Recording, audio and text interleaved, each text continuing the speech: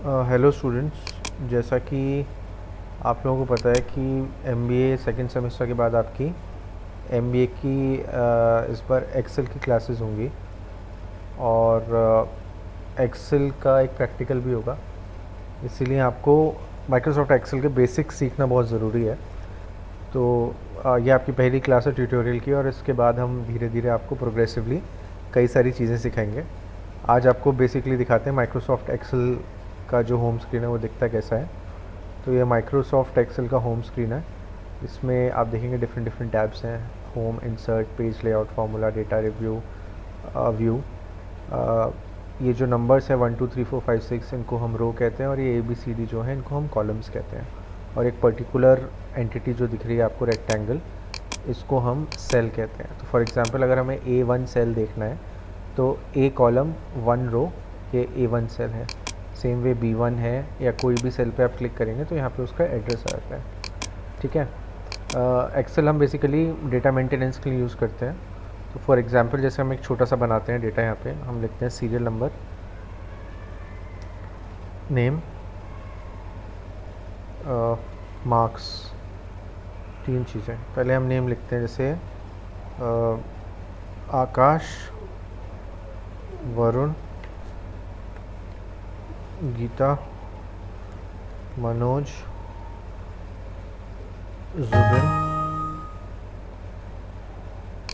जुबिन, महेश, सुरेश।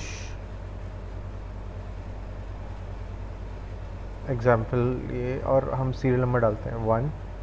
अब यहाँ पे अगर हम 1 2 3 4 5 6 7 ऐसे करके लिख सकते हैं, नहीं तो एक आसान तरीका होता है, हम इनको डिलीट करेंगे। सिंपल यहाँ 1 लिखेंगे, और जब आप कर्सर को यहाँ पे एंड पे ले जाएंगे तो ये प्लस में कन्वर्ट होता है, इस पर डबल क्लिक कर देंगे और यहाँ से हम कर देंगे फिल सीरीज़।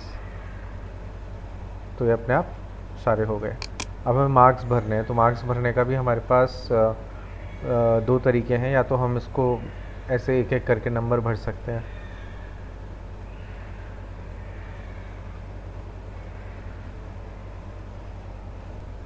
ये तो या तो आपके पास एक तरीका है कि आप एक एक करके इसमें मार्क्स भर सकते हैं, या दूसरा तरीका आप इसमें एक कमांड यूज़ करते हैं, हम इक्वल टू RAND बिटवीन।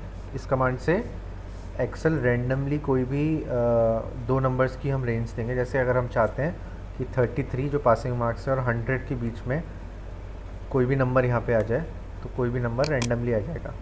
अब जैसे आप इस पर दो तरीके हैं आपको यहाँ तक कॉपी करने के, या तो आप ड्रैग कर सकते हो यहाँ से इस तरीके से, या फिर आप इसको यहाँ से कॉपी करेंगे, Ctrl+C करके मैंने कॉपी किया, और बाकियों को सेलेक्ट कर Ctrl+V करेंगे तो आ जाएगा अपने आप।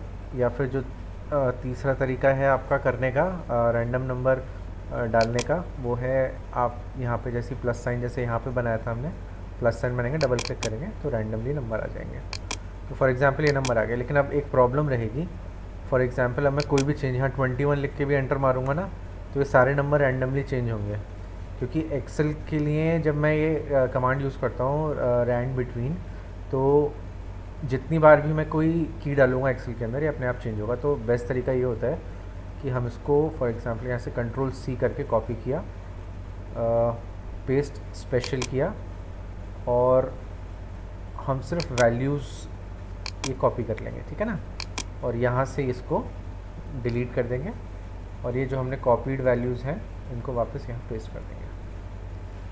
तो ये हमने 7 स्टूडेंट्स का फॉर एग्जांपल मार्क्स ले लिया।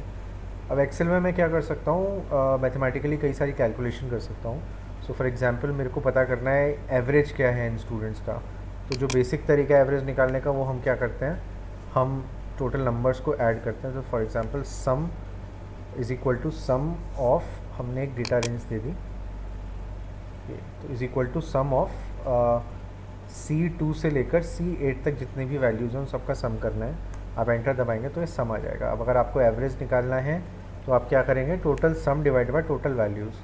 तो ये है 461 टोटल सम है जो C9 में है एड्रेस, डिवाइडेड बाय टोटल कितने हैं 1 2 3 4 5 6 7 7। तो जो एवरेज आएगा इन मार्क्स का वो आया आपका 65.85। लेकिन ये बहुत टाइम कंज्यूमिंग है, तो एक सिंपल सा एक्सेल में फॉर्मूला होता है, आप लिखेंगे इक्वल टू एवरेज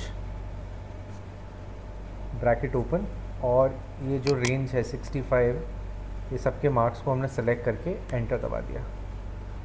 तो एक तरीका तो ये है आपका एवरेज कैलकुलेट करने का, पहले आप सारे मार्क्स के सम करें, फिर सम को डिवाइड करें टोटल नंबर ऑफ स्टूडेंट से।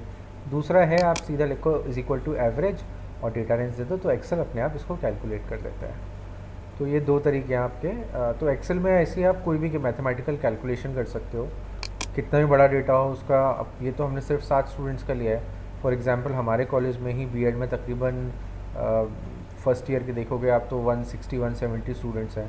अगर मेरे को सबका मार्क्स का एवरेज निकालना है, मैं एक एक करके पेपर पर निकालूंगा तो बहुत टाइम लगेगा।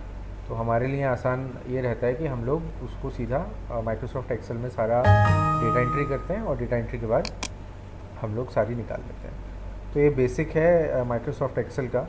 आज हमने जो सीखा है वो ये है कि सेल क्या होता है, रोज़ क्या होती हैं, कॉलम्स क्या होते हैं, और सेल का एड्रेस क्या होता है, बेसिक डेटा एंट्री कैसे करते हैं।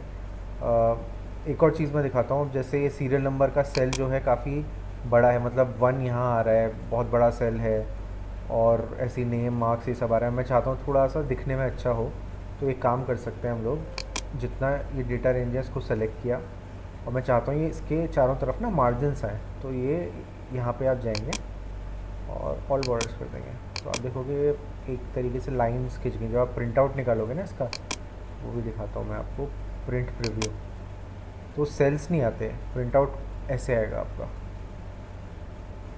वो जो जैसे यहाँ पे आपको दिख रहे हैं ना ये सेल्स, ये बन के नहीं आते कभी भी, प्रिंट आउट उतने का ही आएगा। जैसे मैं ये मार्जिनस लगाए हमने, हटा देते हैं मार्जिनस। अब मैं अगर प्रिंट प्रीव्यू देखूँगा कि प्रिंट आउट कैसे आएगा, तो लाइंस नहीं आएंगी। ठीक है, तो आपको एक्सेल में ना लाइंस बनानी पड़ती हैं। तो मैं फिर से मार्जिनस डालूँगा, अभी मैं आपको प्रिंट प्रीव्यू दिखाता हूँ फिर से, तो आप देखेंगे आप इसमें लाइंस बनी आएंगी। ठीक है ना, तो ये एक बेसिक था एक्सेल का। अभी नेक्स्ट जब हम क्लास वीडियो डालेंगे उसमें थोड़ा बड़ा डेटा सेट हम लोग बनाएंगे, उस पर काम करेंगे, जिससे कि मैं आपको और बाकी चीज़ें दिखाऊंगा। Thank you.